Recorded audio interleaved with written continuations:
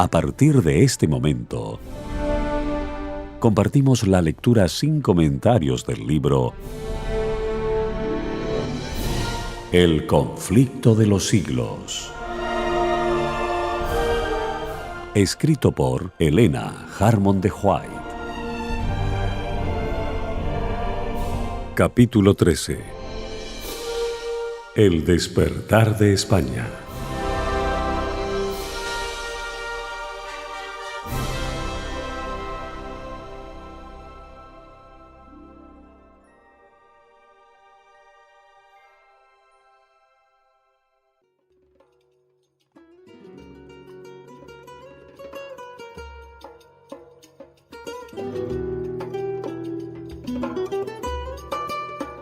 Los comienzos del siglo XVI coinciden con el periodo heroico de la historia de España, el periodo de la victoria final sobre los moros y de la romántica conquista de un nuevo mundo, periodo en que el entusiasmo religioso y militar elevó el carácter nacional de un modo extraordinario.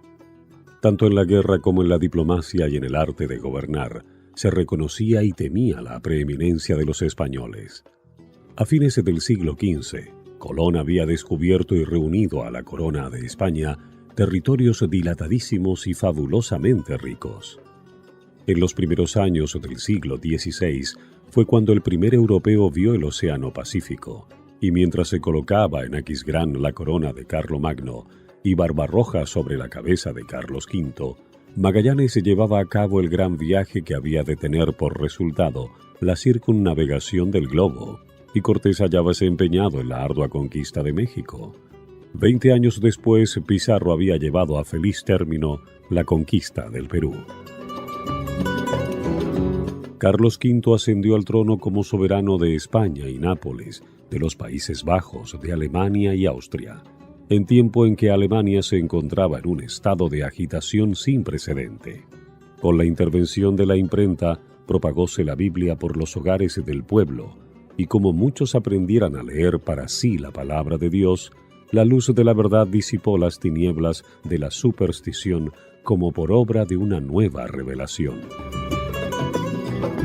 Era evidente que había habido un alejamiento de las enseñanzas de los fundadores de la Iglesia primitiva, tal cual se hallaban relatadas en el Nuevo Testamento. Entre las órdenes monásticas, la vida conventual habíase corrompido al extremo de que los monjes más virtuosos no podían ya soportarla. Otras muchas personas relacionadas con la Iglesia se asemejaban muy poco a Jesús y a sus apóstoles.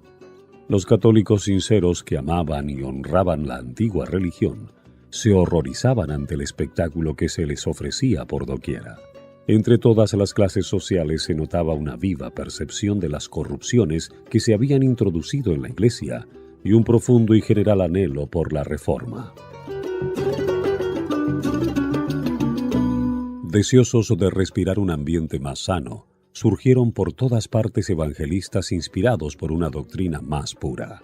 Muchos católicos cristianos, nobles y serios, entre los que se contaban no pocos del clero español e italiano, uníronse a dicho movimiento, que rápidamente iba extendiéndose por Alemania y Francia. Como lo declaró el sabio arzobispo de Toledo, Bartolomé de Carranza, en sus comentarios del Catecismo, aquellos piadosos prelados querían ver revivir en su sencillez y pureza el antiguo espíritu de nuestros antepasados y de la Iglesia primitiva. El clero de España era competente para tomar parte directiva en este retorno al cristianismo primitivo. Siempre amante de la libertad, el pueblo español durante los primeros siglos de la era cristiana se había negado resueltamente a reconocer la supremacía de los obispos de Roma, y solo después de transcurridos 8 siglos le reconocieron al fin a Roma el derecho de entremeterse con autoridad en sus asuntos internos. Fue precisamente con el fin de aniquilar ese espíritu de libertad, característico del pueblo español hasta en los siglos posteriores en que había reconocido ya la supremacía papal, con el que en 1483 Fernando e Isabel, en hora fatal para España, permitieron el establecimiento de la Inquisición como tribunal permanente en Castilla y su restablecimiento en Aragón, con Tomás de Torquemada como inquisidor general. Durante el reinado de Carlos V, la represión de las libertades del pueblo, que ya había ido tan lejos en tiempo de su abuelo y que su hijo iba a reducir a sistema, siguió desenfrenadamente, no obstante las apelaciones de las Cortes. Todas las artes de su famoso ministro, el cardenal Ximénez, fueron requeridas para impedir un rompimiento manifiesto. Al principio del reinado del monarca, las ciudades de Castilla se vieron impulsadas a sublevarse para conservar sus antiguas libertades. Solo a duras penas logró sofocarse la insurrección. La política de este soberano consistía, como había consistido la de su abuelo Fernando, en oponerse al espíritu de toda una época, considerando tanto las almas como los cuerpos de las muchedumbres como propiedad personal de un individuo. Como lo ha dicho un historiador, el soberbio imperio de Carlos V levantóse sobre la tumba de la libertad. A pesar de tan extraordinarios esfuerzos para despojar a los hombres de sus libertades civiles y religiosas, y hasta de la del pensamiento, el ardor del entusiasmo religioso unido al instinto profundo de la libertad civil, indujo a muchos hombres y mujeres piadosos a aferrarse tenazmente a las enseñanzas de la Biblia y a sostener el derecho que tenían de adorar a Dios según los dictados de su conciencia. De aquí que por España se propagase un movimiento análogo al de la revolución religiosa que se desarrollaba en otros países. Al paso que los descubrimientos que se realizaban en un mundo nuevo prometían al soldado y al mercader territorios sin límites y riquezas fabulosas, muchos miembros de entre las familias más nobles fijaron resueltamente sus miradas en las conquistas más vastas y riquezas más duraderas del Evangelio. Las enseñanzas de las Sagradas Escrituras estaban abriéndose paso silenciosamente en los corazones de hombres como el erudito Alfonso de Valdés, secretario de Carlos V, su hermano Juan de Valdés, secretario del virrey de Nápoles, y el elocuente Constantino Ponce de la Fuente, capellán y confesor de Carlos V, de quien Felipe II dijo que era muy gran filósofo y profundo teólogo, y de los más señalados hombres en el púlpito y elocuencia que ha habido de tiempos acá. Más allá aún fue la influencia de las Sagradas Escrituras al penetrar en el rico monasterio de San Isidro del Campo, donde casi todos los monjes recibieron gozosos la palabra de Dios, cual antorcha para sus pies y luz sobre su camino. Hasta el arzobispo Carranza, después de haber sido elevado a la primacía, se vio obligado durante cerca de 20 años a batallar en defensa de su vida entre los muros de la Inquisición, porque abogaba por las doctrinas de la Biblia. Ya en 1519, empezaron a aparecer en forma de pequeños folletos en latín los escritos de los reformadores de otros países, a los que siguieron meses después obras de mayor aliento, escritas casi todas en castellano. En ellas se ponderaba la Biblia como piedra de toque que debía servir para aprobar cualquier doctrina. Se exponía sabiamente la necesidad que había de reformas y se explicaban con claridad las grandes verdades relativas a la justificación por la fe y a la libertad mediante el Evangelio. La primera, la más noble, la más sublime de todas las obras, enseñaban los reformadores, es la fe en Jesucristo. De esta obra deben proceder todas las obras. Un cristiano que tiene fe en Dios lo hace todo con libertad y con gozo, mientras que el hombre que no está con Dios vive lleno de cuidados y sujeto siempre a servidumbre. Este se pregunta a sí mismo con angustia, ¿cuántas obras buenas tendrá que hacer? Corre acá y acullá, pregunta a este y a aquel, no encuentra la paz en parte alguna, y todo lo ejecuta con disgusto y con temor. La fe viene únicamente de Jesucristo y nos es prometida y dada gratuitamente.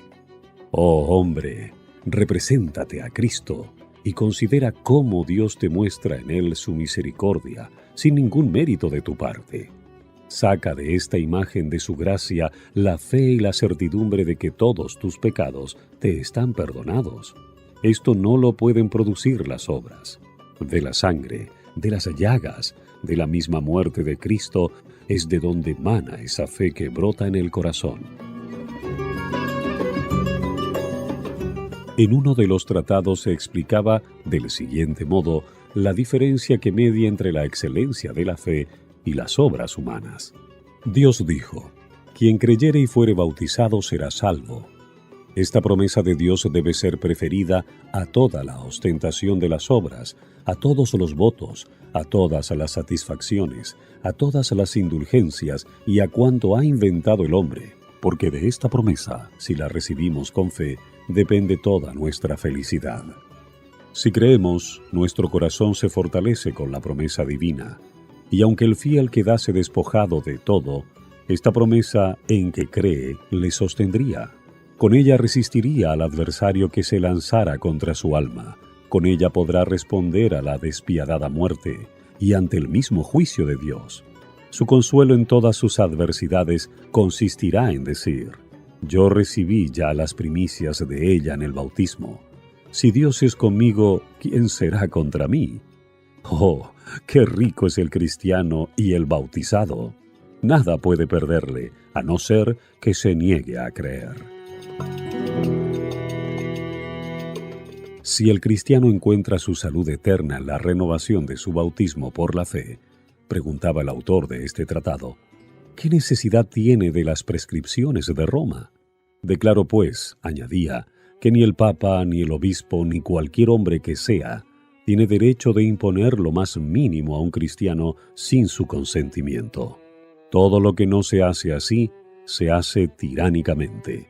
Somos libres con respecto a todos. Dios aprecia todas las cosas según la fe, y acontece a menudo que el simple trabajo de un criado o de una criada es más grato a Dios que los ayunos y obras de un fraile, por faltarle a éste la fe. El pueblo cristiano es el verdadero pueblo de Dios.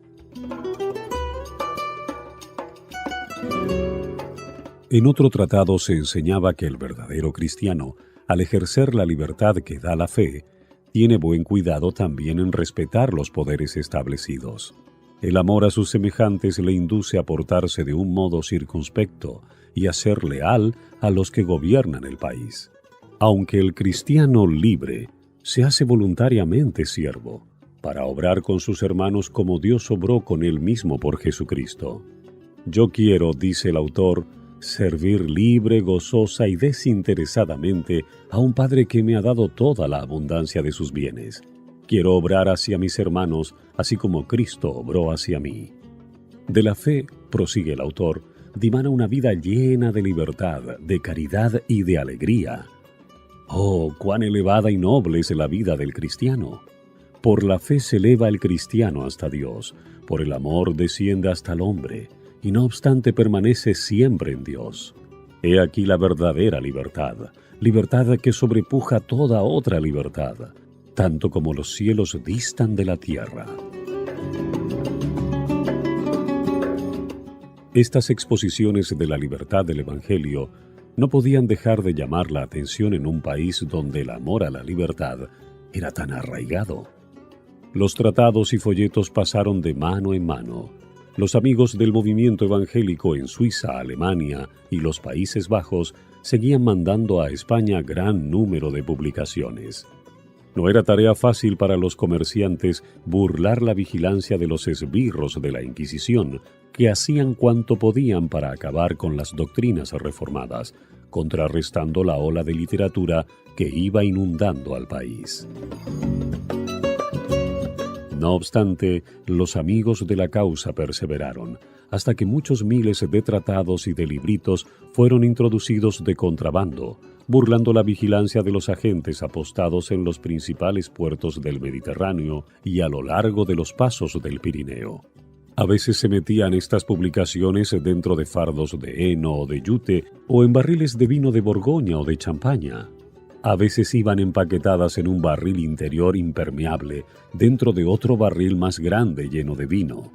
Año tras año, durante la mayor parte del siglo XVI, hiciéronse esfuerzos constantes para abastecer al pueblo con testamentos y Biblias en castellano y con los escritos de los reformadores. Era una época en que la palabra impresa había tomado un vuelo que la llevaba como el viento lleva las semillas hasta los países más remotos.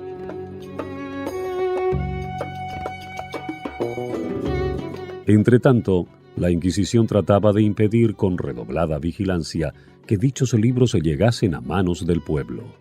Los dueños de librerías tuvieron que entregarle tantos libros que casi se arruinaban. Ediciones enteras fueron confiscadas y, no obstante, ejemplares de obras importantes, inclusive muchos Nuevos Testamentos y porciones del Antiguo, llegaban a los hogares del pueblo merced a los esfuerzos de los comerciantes y colportores. Esto sucedía así, especialmente en las provincias del norte, en Cataluña, Aragón y Castilla la Vieja, donde los valdenses habían sembrado pacientemente la semilla que empezaba a brotar y que prometía abundante cosecha. Uno de los colportores más tesoneros y afortunados en la empresa fue Julián Hernández, un enano que, disfrazado a menudo de buhonero o de arriero, hizo muchos viajes a España. Ya cruzando los Pirineos, ya entrando por alguno de los puertos del sur de España.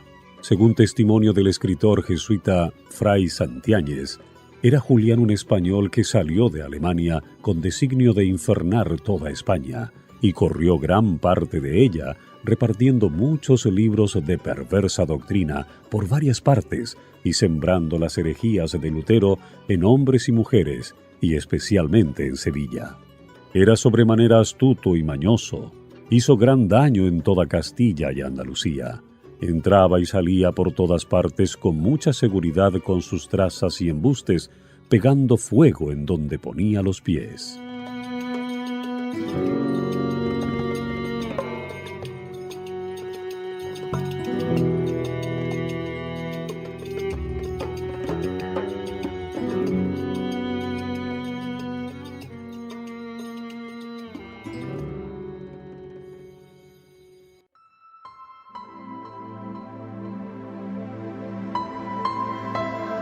Usted está escuchando la lectura sin comentarios del libro El conflicto de los siglos. Capítulo 13. El despertar de España.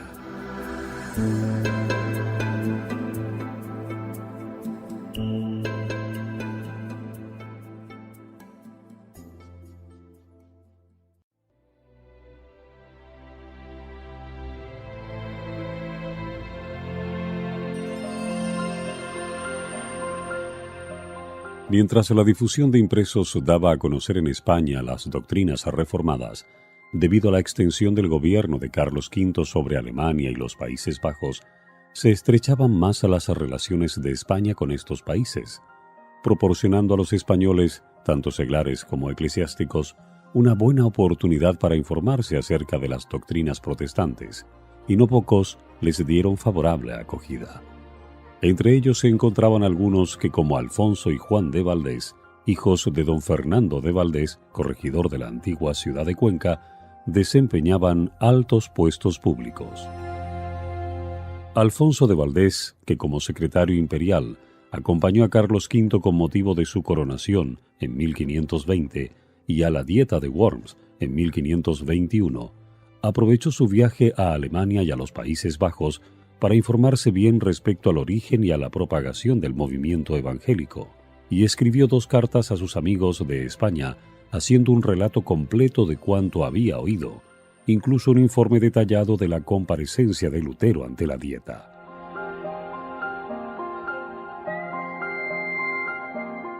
Unos 10 años después, estuvo con Carlos V en la Dieta de Augsburgo, donde tuvo oportunidad para conversar libremente con Melanchthon, a quien aseguró que su influencia había contribuido a librar el ánimo del emperador de falsas impresiones, y que en una entrevista posterior se le había encargado dijera a Melanchthon que su majestad deseaba que éste escribiera un compendio claro de las opiniones de los luteranos, poniéndolas en oposición, artículo por artículo, con las de sus adversarios. El reformador accedió gustoso al pedido y el resultado de su labor fue comunicado por Valdés a Campeggio, legado del Papa. Este acto no se le escapó al ojo vigilante de la Inquisición. Luego que Valdés regresó a su país natal, se le acusó ante el Santo Oficio y fue condenado como sospechoso de luteranismo. El poder del Espíritu Santo que asistió a los reformadores en la tarea de presentar las verdades de la palabra de Dios durante las grandes dietas convocadas de tanto en tanto por Carlos V, hizo gran impresión en el ánimo de los nobles y de los dignatarios de la Iglesia que de España acudieron a aquellas. Por más que a algunos de estos, como el arzobispo Carranza, se les contase durante muchos años entre los más decididos partidarios del catolicismo romano, con todo, no pocos se dieron al fin a la convicción de que era verdaderamente Dios quien dirigía y enseñaba a aquellos intrépidos defensores de la verdad, que, con la Biblia, abogaban por el retorno al cristianismo primitivo y a la libertad del Evangelio. Entre los primeros reformadores españoles que se valieron de la imprenta para esparcir el conocimiento de la verdad bíblica, hay que mencionar a Juan de Valdés, hermano de Alfonso, sabio jurisconsulto y secretario del virrey español de Nápoles. Sus obras se caracterizaban por un amor a la libertad, digno del más alto encarecimiento. Escritas con gran maestría y agudeza, en estilo ameno y con pensamientos muy originales, contribuyeron grandemente a echar los cimientos del protestantismo en España. En Sevilla y Valladolid, los protestantes se llegaron a contar con el mayor número de adeptos, pero como los que adoptaron la interpretación reformada del Evangelio se contentaron por regla general con su promulgación, sin atacar abiertamente la teología o la Iglesia católica. Solo a duras penas podían los creyentes reconocerse unos a otros, pues temían revelar sus verdaderos sentimientos a los que no les parecían dignos de confianza. En la providencia de Dios fue un golpe dado por la misma Inquisición el que rompió en Valladolid aquella valla de retraimiento y el que les hizo posible a los creyentes reconocerse y hablar unos con otros.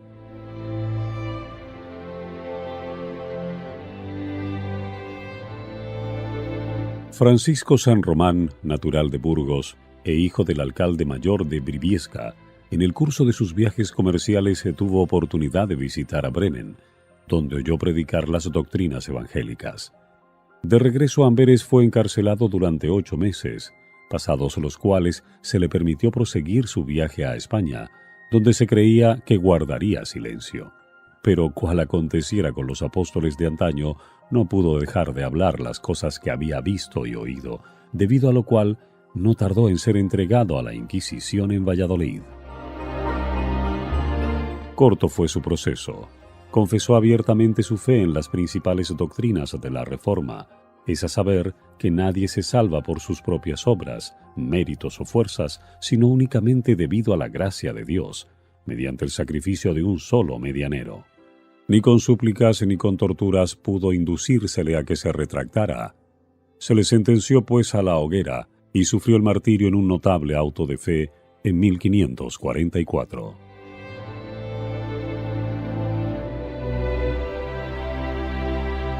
Hacía cerca de un cuarto de siglo que la doctrina reformada había llegado por primera vez a Valladolid. Empero durante dicho periodo, sus discípulos se habían contentado con guardarla en sus corazones o hablar de ella con la mayor cautela a sus amigos de confianza. El estudio y la meditación avivados por el martirio de San Román pusieron fin a tal retraimiento. Expresiones de simpatía por su suerte o de admiración por sus opiniones dieron lugar a conversaciones, en cuyo curso los que favorecían la nueva fe, como se la llamaba, pudieron fácilmente reconocerse unos a otros.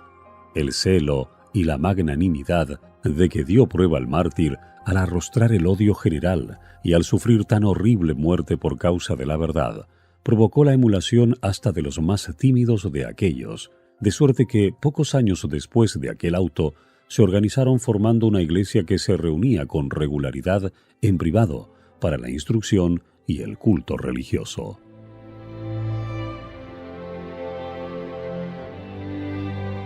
Esta iglesia, cuyo desarrollo fue fomentado por los esfuerzos de la Inquisición, tuvo por primer pastor a Domingo de Rojas. Su padre fue don Juan, primer marqués de Poza. Su madre fue hija del conde de Salinas y descendía de la familia del marqués de la Mota. Además de los libros de los reformadores alemanes con los que estaba familiarizado, propagó ciertos escritos suyos y particularmente un tratado con el título de Explicación de los Artículos de Fe, que contenía una corta exposición y defensa de las nuevas opiniones. Rechazaba como contraria a las Escrituras la doctrina del purgatorio, la misa y otros artículos de la fe establecida. Merced a sus exhortaciones llenas de celo, muchos fueron inducidos a unirse a la Iglesia Reformada de Valladolid, entre los que se contaban varios miembros de la familia del mismo Rojas, como también de la del Marqués de Alcañices y de otras familias nobles de Castilla.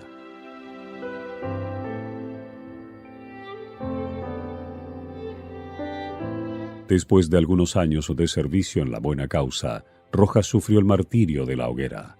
Camino del sitio del suplicio, pasó frente al palco real y preguntó al rey: «¿Cómo podéis, señor, presenciar así los tormentos de vuestros inocentes súbditos?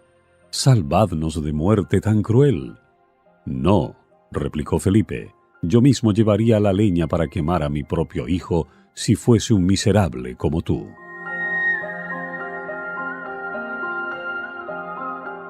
El doctor Agustín Casalla, compañero y sucesor de Rojas, era hijo de Pedro Casalla, oficial mayor del Tesoro Real, y se le consideraba como a uno de los principales oradores sagrados de España. En 1545 fue nombrado capellán del emperador, a quien acompañó el año siguiente a Alemania y ante quien predicó ocasionalmente años después, cuando Carlos V se hubo retirado al convento de Yuste. De 1555 a 1559, tuvo Casalla oportunidad para pasar larga temporada en Valladolid, de donde era natural su madre, en cuya casa solía reunirse secretamente para el culto de la Iglesia protestante. No pudo resistir a las repetidas súplicas con que se le instó para que se hiciera cargo de los intereses espirituales de ésta, la cual, favorecida con el talento y la nombradía del nuevo pastor, creció rápidamente en número y respetabilidad. En Valladolid, la doctrina reformada penetró hasta en los monasterios. Fue abrazada por gran número de las monjas de Santa Clara y de la Orden Cisterciense de San Belén, y contaba con personas convertidas entre la clase de mujeres devotas llamadas beatas, que se dedicaban a obra de caridad. Las doctrinas protestantes se esparcieron por todas partes alrededor de Valladolid, habiendo convertidos en casi todas las ciudades y en muchos de los pueblos del antiguo Reino de León. En la ciudad de Toro fueron aceptadas las nuevas doctrinas por Antonio Herrezuelo, abogado de gran talento, y por miembros de las familias de los marqueses de la Mota y de Alcañices. En la ciudad de Zamora, don Cristóbal de Padilla era cabeza de los protestantes. De estos los había también en Castilla la Vieja, en Logroño, en la Raya de Navarra, en Toledo y en las provincias de Granada, Murcia, Valencia y Aragón. Formaron agrupaciones en Zaragoza, Huesca, Barbastro y en otras muchas ciudades. Respecto al carácter y posición social de los que se unieron al movimiento reformador en España, se expresa así el historiador: tal vez no hubo nunca en país alguno tan gran proporción de personas ilustres, por su cuna o por su saber, entre los convertidos a una religión nueva y proscrita.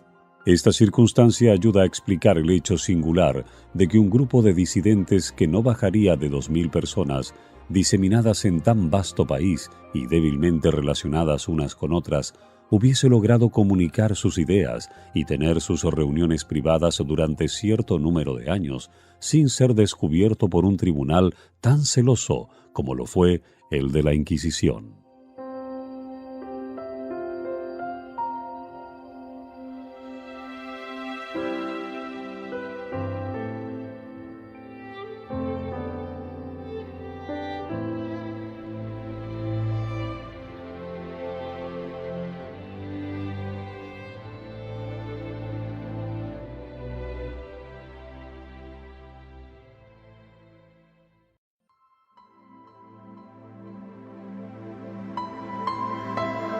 Usted está escuchando la lectura sin comentarios del libro El conflicto de los siglos. Capítulo 13. El despertar de España.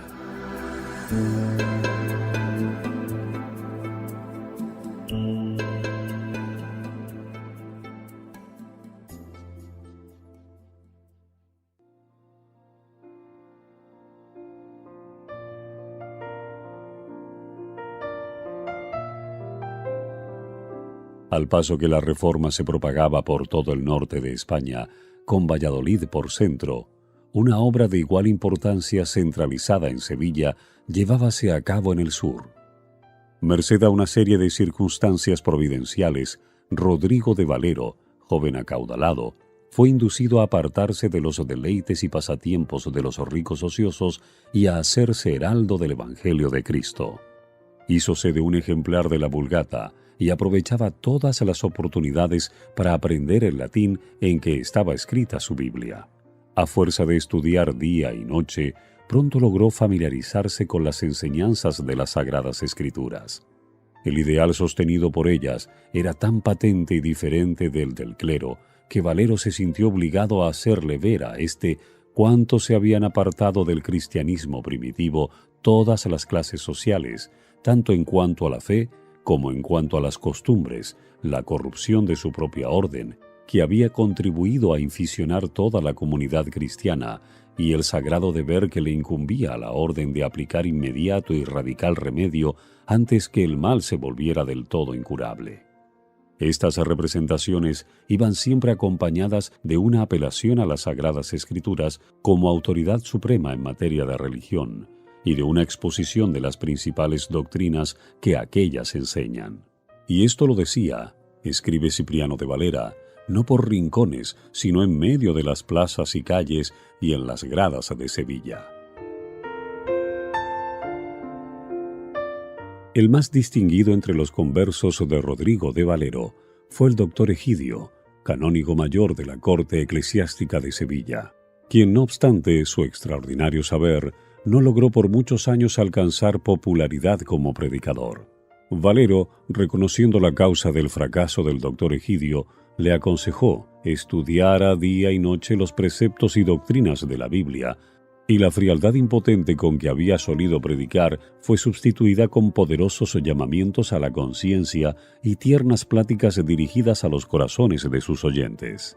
Despertóse la atención de estos, que llegaron a la íntima convicción de la necesidad y ventaja de aquella salvación revelada por el Evangelio.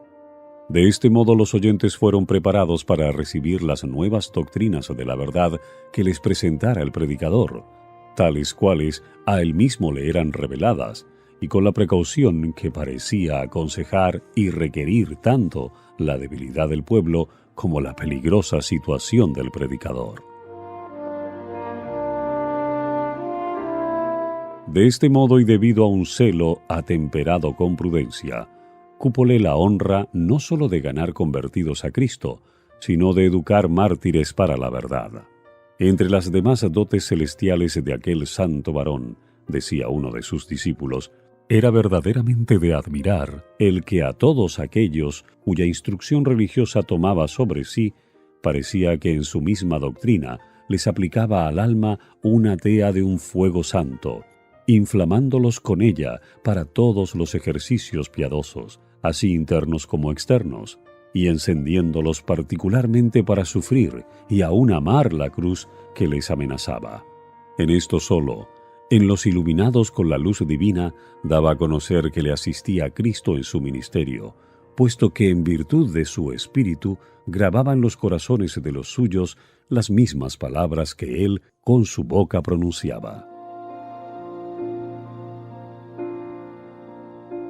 El doctor Egidio contaba entre sus convertidos al doctor Vargas, como también al doctor Constantino Ponce de la Fuente, hombre de talento poco común, que había predicado durante muchos años en la Catedral de Sevilla y a quien en 1539, con motivo de la muerte de la emperatriz, se había elegido para pronunciar la oración fúnebre. En 1548 el doctor Constantino acompañó por mandato real al príncipe Felipe a los Países Bajos para hacer ver a los flamencos que no le faltaban a España sabios y oradores corteses. Y de regreso a Sevilla, predicaba regularmente en la catedral cada 2 domingos. Cuando él tenía que predicar, era tanta la concurrencia del pueblo que a las 4, muchas veces aún a las 3 de la madrugada, apenas se encontraba en el templo sitio cómodo para oírle. Era, en verdad, una grandísima bendición para los creyentes protestantes de Sevilla tener como guías espirituales a hombres como los doctores Egidio y Vargas y el elocuente Constantino, que cooperó con tanto ánimo y de un modo incansable para el adelanto de la causa que tanto amaban. Asiduamente ocupados en el desempeño de sus deberes profesionales durante el día, se reunían de noche con los amigos de la doctrina reformada, unas veces en una casa particular, otras veces en otra. El pequeño grupo de Sevilla creció insensiblemente y llegó a ser el tronco principal del que se tomaron ramas para plantarlas en la campiña vecina.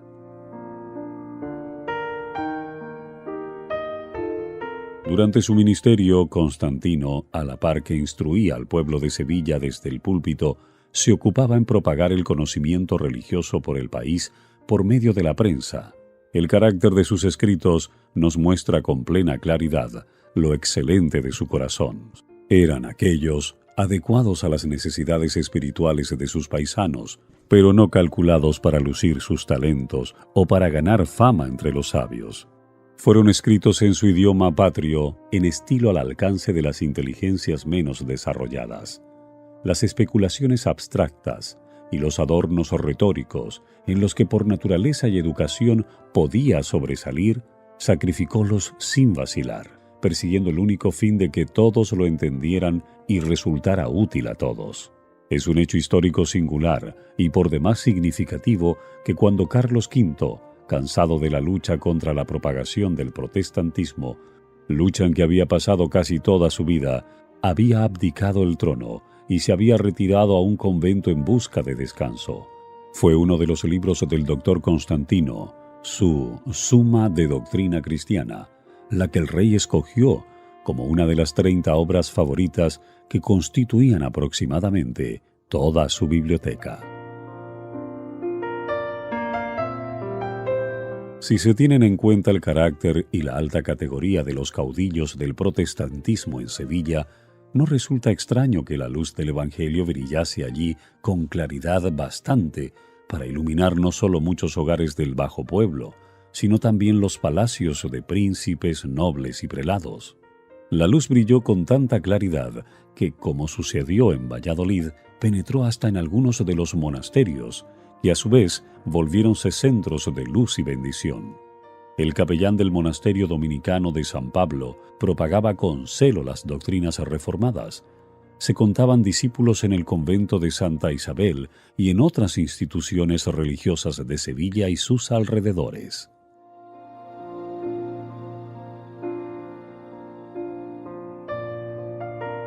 Empero, fue en el convento jeronimiano de San Isidro del Campo, uno de los más célebres monasterios de España, situado a unos 2 kilómetros de Sevilla, donde la luz de la verdad divina brilló con más fulgor. Uno de los monjes, García de Arias, llamado vulgarmente Doctor Blanco, enseñaba precavidamente a sus hermanos que el recitar en los coros de los conventos de día y de noche las sagradas preces, ya rezando, ya cantando, no era rogar a Dios, que los ejercicios de la verdadera religión eran otros que los que pensaba el vulgo religioso, que debían leerse y meditarse con suma atención las Sagradas Escrituras y que sólo de ellas se podía sacar el verdadero conocimiento de Dios y de su voluntad.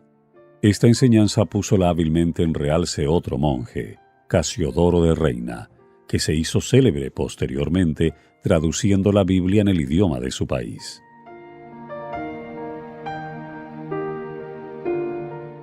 La instrucción dada por tan notables personalidades preparó el camino para el cambio radical, que en 1557 fue introducido en los asuntos internos de aquel monasterio. Habiendo recibido un buen surtido de ejemplares de las Escrituras y de libros protestantes en castellano, los frailes se los leyeron con gran avidez, circunstancia que contribuyó a confirmar desde luego a cuantos habían sido instruidos y a librar a otros de las preocupaciones de que eran esclavos. Debido a esto, el prior y otras personas de carácter oficial, de acuerdo con la cofradía, resolvieron reformar su institución religiosa. Las horas, llamadas de rezo, que habían solido pasar en solemnes momerías, fueron dedicadas a oír conferencias sobre las Escrituras. Los rezos por los difuntos fueron suprimidos o sustituidos con enseñanzas para los vivos. Se suprimieron por completo las indulgencias y las dispensas papales, que constituyeran lucrativo monopolio. Se dejaron subsistir las imágenes, pero ya no se las reverenciaba. La temperancia habitual sustituyó a los ayunos supersticiosos, y a los novicios se les instruía en los principios de la verdadera piedad, en lugar de iniciarlos en los hábitos ociosos y degradantes del monaquismo. Del sistema antiguo no quedaba más que el hábito monacal y la ceremonia exterior de la misa, que no podían abandonar sin exponerse a inevitable e inminente peligro. Los buenos efectos de semejante cambio no tardaron en dejarse sentir fuera del monasterio de San Isidro del Campo. Por medio de sus pláticas y de la circulación de libros, aquellos diligentes monjes difundieron el conocimiento de la verdad por las comarcas vecinas y la dieron a conocer a muchos que vivían en ciudades bastante distantes de Sevilla. Por deseable que fuese la reforma introducida por los monjes de San Isidro en su convento, no obstante ella los puso en situación delicada, a la par que dolorosa. No podían deshacerse del todo de las formas monásticas sin exponerse al furor de sus enemigos. No podían tampoco conservarlas sin incurrir en culpable inconsecuencia. Todo bien pensado, resolvieron que no sería acuerdo tratar de fugarse del convento y que lo único que podían hacer era quedarse donde estaban y encomendarse a lo que dispusiera una providencia omnipotente y bondadosa. Acontecimientos subsiguientes les hicieron reconsiderar el asunto, llegando al acuerdo de dejar a cada cual libre de hacer, según las circunstancias, lo que mejor y más prudente le pareciera. Consecuentemente, 12 de entre ellos abandonaron el monasterio y por diferentes caminos lograron ponerse a salvo fuera de España, y a los 12 meses se reunieron en Ginebra.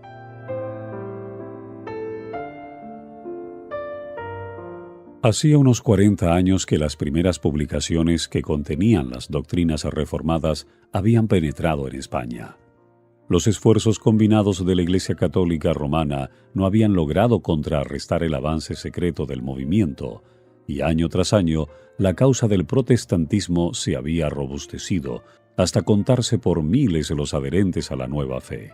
De cuando en cuando se iban algunos a otros países para gozar de la libertad religiosa. Otros salían de su tierra para colaborar en la obra de crear toda una literatura especialmente adecuada para fomentar la causa que amaban más que la misma vida. Otros aún, cual los monjes que abandonaron el monasterio de San Isidro, se sentían impelidos a salir debido a las circunstancias peculiares en que se hallaban.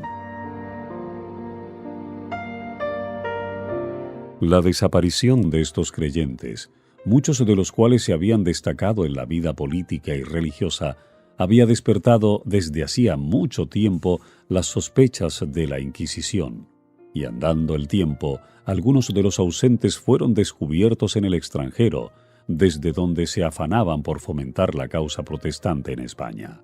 Esto indujo a creer que había muchos protestantes en España. Empero los creyentes habían sido tan discretos que ninguno de los familiares de la Inquisición podía ni siquiera fijar el paradero de ellos.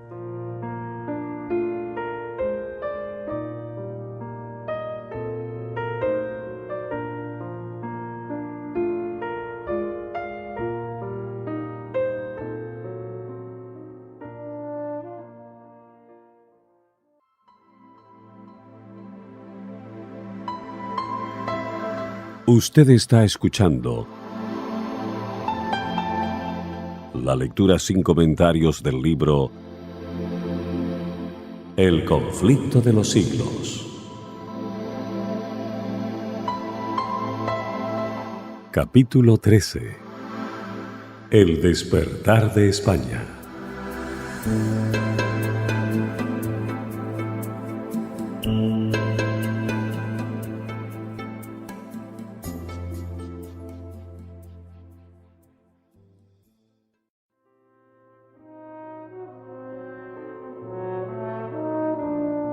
Fue entonces cuando una serie de circunstancias llevó al descubrimiento de los centros del movimiento en España y de muchos creyentes.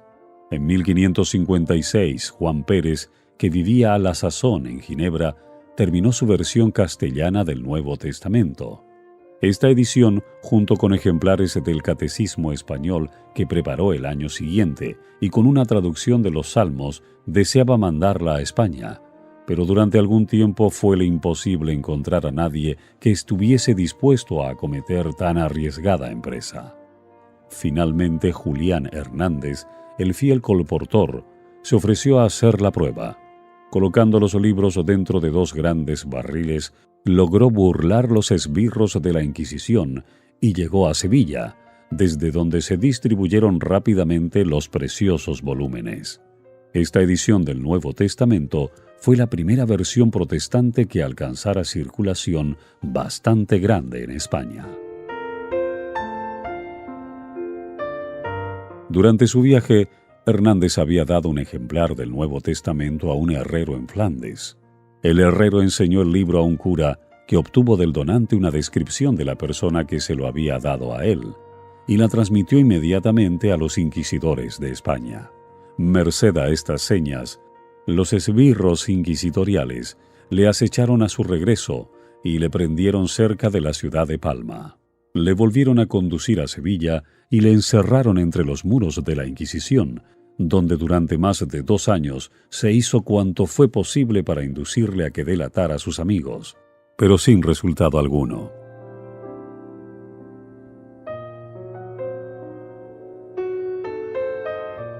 Fiel hasta el fin, sufrió valientemente el martirio de la hoguera, gozoso de haber sido honrado con el privilegio de introducir la luz de la verdad divina en su descarriado país, y seguro de que el día del juicio final, al comparecer ante el Hacedor, oiría las palabras de aprobación divina que le permitirían vivir para siempre con su Señor.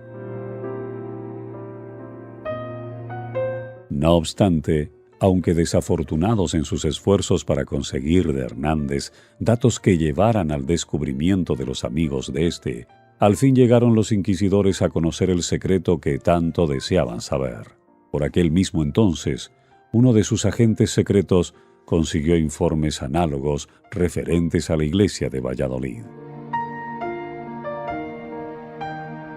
Inmediatamente los que estaban a cargo de la Inquisición en España despacharon mensajeros a los diferentes tribunales inquisitoriales del reino, ordenándoles que hicieran investigaciones con el mayor sigilo en sus respectivas jurisdicciones y que estuvieran listos para proceder en común tan pronto como recibieran nuevas instrucciones.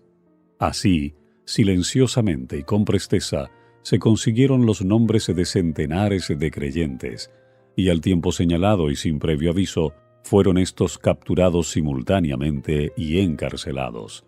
Los miembros nobles de las prósperas iglesias de Valladolid y de Sevilla, los monjes que permanecieron en el monasterio de San Isidro del Campo, los fieles creyentes que vivían lejos en el norte, al pie de los Pirineos, y otros más en Toledo, Granada, Murcia y Valencia, todos se vieron de pronto encerrados entre los muros de la Inquisición, para sellar luego su testimonio con su sangre.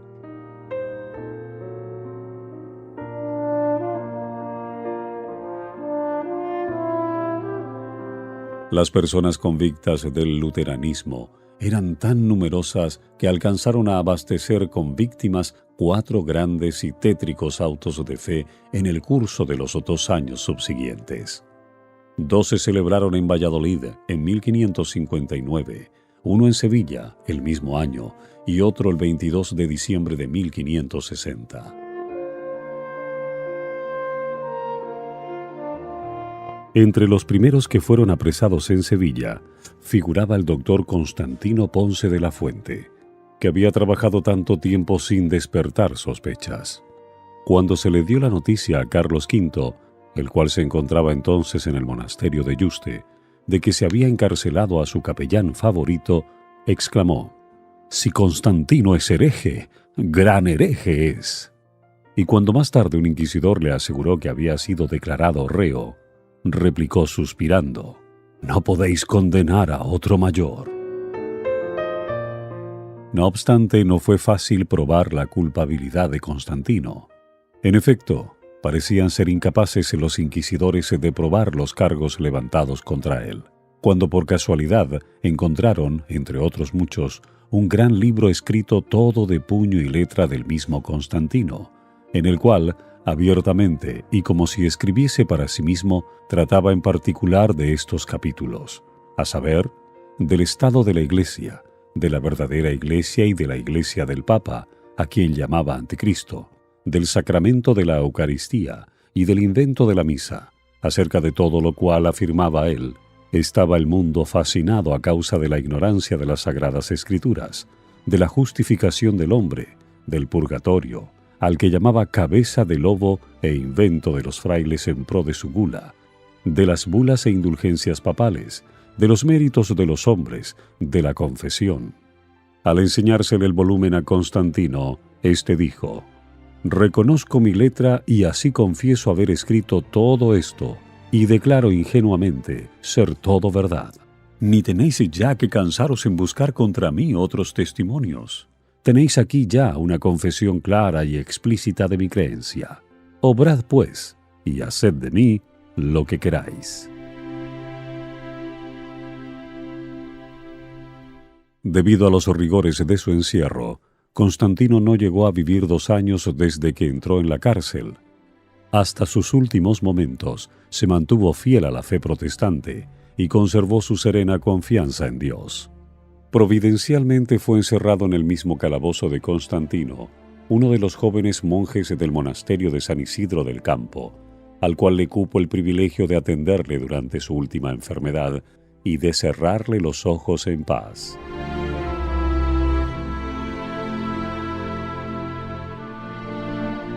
El doctor Constantino no fue el único amigo y capellán del emperador que sufriera a causa de sus relaciones con la causa protestante. El doctor Agustín Casalla, tenido durante muchos años por uno de los mejores oradores sagrados de España y que había oficiado a menudo ante la familia real, se encontraba entre los que habían sido apresados y encarcelados en Valladolid. En el momento de su ejecución pública, volvióse hacia la princesa Juana, ante quien había predicado muchas veces, y señalando a su hermana, que había sido también condenada, dijo: «Os suplico, Alteza, tengáis compasión de esa mujer inocente que tiene 13 hijos huérfanos». No obstante, no se la absolvió, si bien su suerte es desconocida. Pero se sabe que los esbirros de la Inquisición, en su insensata ferocidad, no estando contentos aún con haber condenado a los vivos, entablaron juicio contra la madre de aquella, doña Leonor de Vivero, que había muerto años antes, acusándola de que su casa había servido de templo a los luteranos. Se falló que había muerto en estado de herejía, que su memoria era digna de difamación y que se confiscaba su hacienda, y se mandaron exhumar sus huesos y quemarlos públicamente junto con su efigie. Ítem más que se arrasara su casa, que se esparramara sal sobre el solar y que se erigiera allí mismo una columna con una inscripción que explicara el motivo de la demolición. Todo lo cual fue hecho, y el monumento ha permanecido en pie durante cerca de 3 siglos. Fue durante ese auto cuando la fe sublime y la constancia inquebrantable de los protestantes quedaron realzadas en el comportamiento de Antonio Erresuelo, jurisconsulto sapientísimo, y de doña Leonor de Cisneros, su mujer, dama de 24 años, discreta y virtuosa a maravilla, y de una hermosura tal que parecía fingida por el deseo. Erresuelo era hombre de una condición altiva y de una firmeza en sus pareceres superior a los tormentos del santo oficio. En todas las audiencias que tuvo con sus jueces, se manifestó desde luego protestante, y no solo protestante, sino dogmatizador de su secta en la ciudad de Toro, donde hasta entonces había morado. Exigiéronle los jueces de la Inquisición que declarase uno a uno los nombres de aquellas personas llevadas por él a las nuevas doctrinas. Pero ni las promesas, ni los ruegos, ni las amenazas bastaron a alterar el propósito de Errezuelo en no descubrir a sus amigos y parciales. ¿Y qué más? Ni aun los tormentos pudieron quebrantar su constancia, más firme que envejecido roble o que soberbia peña nacida en el seno de los mares.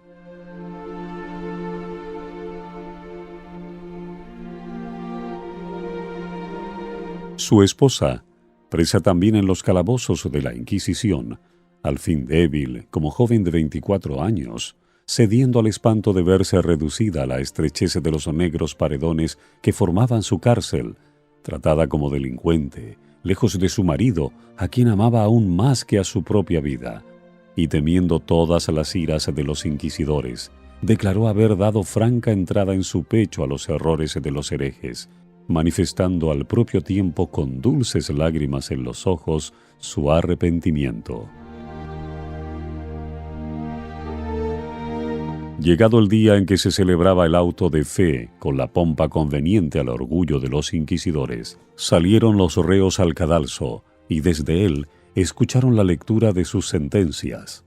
Errezuelo iba a ser reducido a cenizas en la voracidad de una hoguera y su esposa, doña Leonor, a abjurar las doctrinas luteranas que hasta aquel punto había albergado en su alma y a vivir a voluntad del santo oficio en las casas de reclusión que para tales delincuentes estaban preparadas.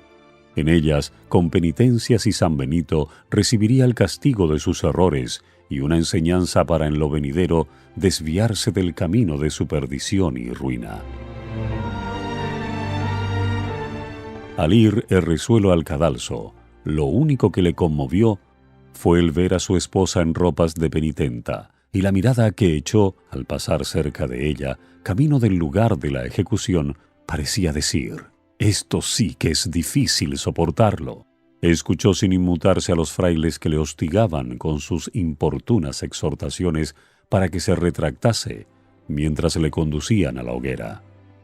El bachiller Errezuelo, dice Gonzalo de Illescas en su Historia Pontifical, se dejó quemar vivo con valor sin igual. Estaba yo tan cerca de él que podía verlo por completo y observar todos sus movimientos y expresiones. No podía hablar, pues estaba amordazado, pero todo su continente revelaba que era una persona de extraordinaria resolución y fortaleza, que antes que someterse a creer con sus compañeros lo que se les exigiera, resolvió morir en las llamas. Por mucho que lo observara, no pude notar ni el más mínimo síntoma de temor o de dolor. Eso sí, se reflejaba en su semblante una tristeza cual nunca había yo visto.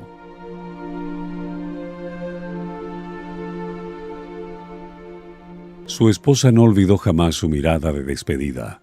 La idea, dice el historiador, de que había causado dolor a su corazón durante el terrible conflicto por el que tuvo que pasar, avivó la llama del afecto que hacia la religión reformada ardía secretamente en su pecho, y habiendo resuelto, confiada en el poder que se perfecciona en la flaqueza, seguir el ejemplo de constancia dado por el mártir, interrumpió resueltamente el curso de penitencia a que había dado principio.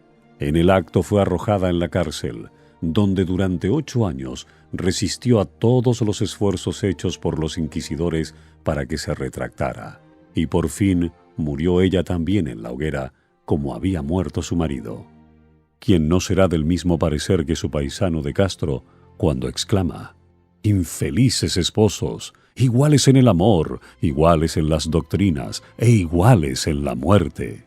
¿Quién negará una lágrima a vuestra memoria y un sentimiento de horror y de desprecio a unos jueces que, en vez de encadenar los entendimientos con la dulzura de la palabra divina, usaron como armas del raciocinio los potros y las hogueras?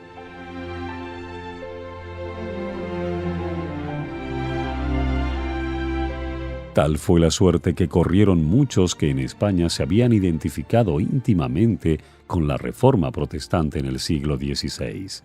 Pero de esto no debemos sacar la conclusión de que los mártires españoles sacrificaran sus vidas y derramaran su sangre en vano. Ofrecieron a Dios sacrificios de grato olor. Dejaron en favor de la verdad un testimonio que no se perdió del todo. A través de los siglos, este testimonio hizo resaltar la constancia de los que prefirieron obedecer a Dios antes que a los hombres, y subsiste hoy día para inspirar aliento a quienes decidan mantenerse firmes en la hora de prueba, en defensa de las verdades de la palabra de Dios, y para que con su constancia y fe inquebrantable sean testimonios vivos del poder transformador de la gracia redentora.